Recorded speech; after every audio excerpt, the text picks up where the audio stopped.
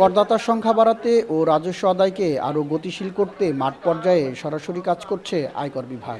কর অফিসে এসে ঝামেলা পোহানোর পরিবর্তে এবার জনগণের দ্বারপ্রান্তে সেবা পৌঁছে দিচ্ছে সংস্থাটি। আয়কর বিভাগের এমন সেবা পেয়ে খুশি অনেকেই। গ্রাহকরা বলছেন, কর বিভাগের এমন কার্যক্রমে রাজস্ব বাড়বে সরকারের, পাশাপাশি আয়কর বিভাগকে সব ধরনের সহযোগিতা দেওয়ার আশ্বাস ব্যবসায়ীদের। আসল কাশ্মীরি মানেই স্মার্ট কাশ্মীরি, একটি তাসমিয়া কসমেটিক্স অ্যান্ড টয়লেট্রিজ লিমিটেডের পণ্য।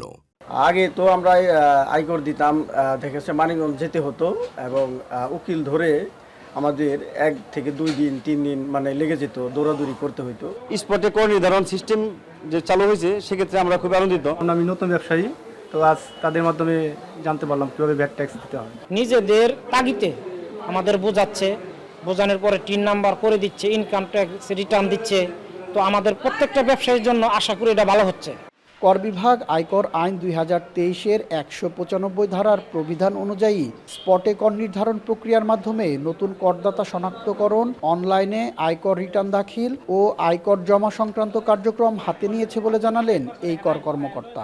আমরা স্পটে সব কিছু করে দিচ্ছি, যেমন একজন করদাতার টিআইন রেজিস্ট্রেশন আমরা এখানেই বসে করে দিচ্ছি, এখানে রিটার্ন ফিল আপ করে দিচ্ছি, অনলাইনে রিটার্ন জমা দিয়ে দিচ্ছি, এখানেই বসেই আমরা অনলাইনে তার ট্যাক্স জমা দিয়ে দিচ্ছি এবং এখান থেকে তাকে অ্যাকনলেজমেন্ট স্লিপ এবং সার্টিফিকেট আমরা ইস্যু করে দিচ্ছি। ব্যবসায়ীরা যেন সহজে কর পরিশোধ করতে পারেন সেই লক্ষ্যেই কাজ চালিয়ে যাচ্ছে কর বিভাগ। স্পটে কর নির্ধারণ কার্যক্রম চলমান থাকবে বলে জানান সংশ্লিষ্টরা।